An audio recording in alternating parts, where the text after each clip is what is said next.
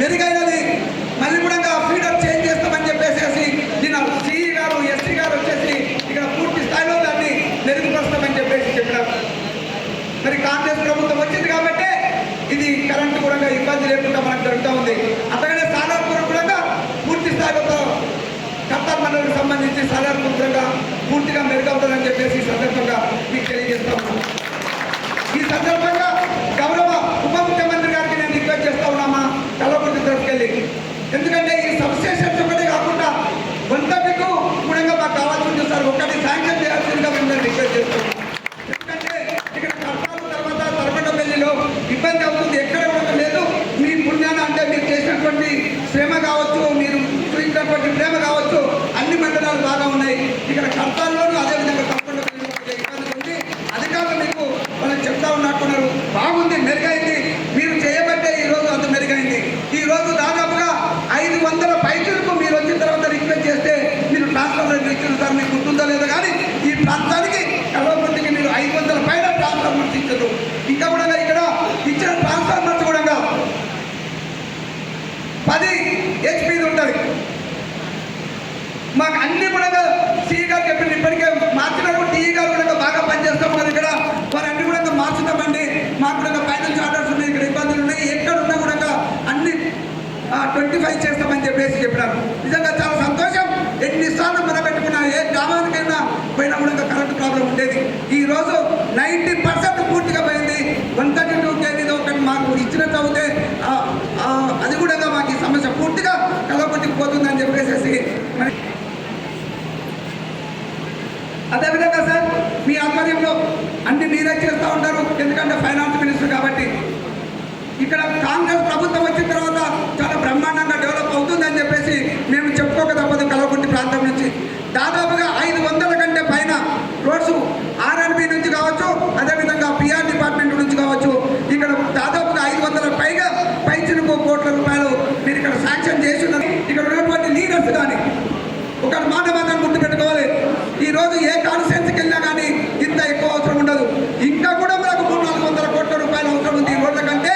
గతంలో ఈ రోడ్స్ చేయలేదు కాబట్టి అస్తవ్యస్తంగా కల్వకుర్తి ఉంది కాబట్టి ఈరోజు 500కు పైన తీసుకొచ్చినా కూడా ఇంకా రోడ్స్ ఉన్నది ఇంకా ఉన్నాయి. ఇప్పుడు నేను ఇక్కడ ఉంటే కొద్ది ఆలస్యం అయితే వాళ్ళతో తిరుగుతున్నప్పుడు ఫైనాన్స్ మినిస్టర్ గారికి చెప్పండి, R&B మినిస్టర్ గారికి చెప్పండి, PR మినిస్టర్ గారికి చెప్పండి, మాకు రోడ్లు కావాలి తండలకు అని చెప్పి చెప్తున్నారు. గౌరవ ముఖ్యమంత్రి గారు వచ్చినప్పుడు కూడా చెప్తే దాదాపుగా పెద్ద ఎత్తున ఇచ్చినారు. మీరు వచ్చినారు ఉప ముఖ్యమంత్రి గారు, ముందు అంత డబ్బులంతా మీ దగ్గరనే ఉండేది కాబట్టి మీరు ఆ మిగతా ఇప్పుడు శాంక్షన్ చేస్తే ఎప్పుడు లేని విధంగా మేమందరం కలుసుకుంటాం.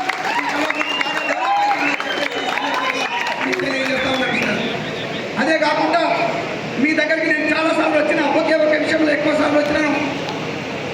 మా రైతుల బాధను చూడలేక గతంలో ఎన్నో సార్లు తిరిగితే అప్పుడు 5 కోట్లు 3 కోట్లు 8 కోట్లు మాత్రమే శాంక్షన్ చేస్తున్నారు సార్. అక్కడ కేంద్ర ద్వారా రైతుల భూములు పోతే అక్కడ పంటలు వంతున్నా కూడా ఆ భూములకు డబ్బులు ఇవ్వకపోతే మీ దగ్గరికి వచ్చినప్పుడు మీరు మంచి హృదయంతో రైతులను బాధ పెట్టొద్దని చెప్పేసి మీరు ఇమీడియట్గా ల్యాండ్ అక్విజిషన్ డబ్బులు కూడా రిలీజ్ చేసిన దాదాపుగా 50 కోట్లకు పై చిలుకు మీరు రిలీజ్ చేశారు కాబట్టి ఆ రైతులు పని చేసుకొని ఈరోజు దాదాపుగా 34,000 ఎకరాలు మాడుగుల మండలము, వెల్దండ మండలము, అదేవిధంగా ఆమనగల్ మండలం కలిసి ఈ సాగునీరు వస్తుంది సార్. దాదాపుగా 100 కోట్ల రూపాయల టర్నోవర్ అవుతుంది. ఎందుకంటే చూసాం కల్వకుర్తికి 34,000 ఎకరాలు పాటే దాదాపుగా 400 పైచలకు మరి టర్నోవర్ అయినది ఈ ఒడ్ల ద్వారా. వరి కానీ లేదు, అదేవిధంగా పల్లి చేసుకుంటే ఇక్కడ కూడా అంతే ఏరియా వస్తుంది కాబట్టి మీరు చేసినటువంటి సాయం ఈ రైతులు ఎల్లవేళలా గుర్తుపెట్టుకుంటారు. మాకు పూర్తి స్థాయిలో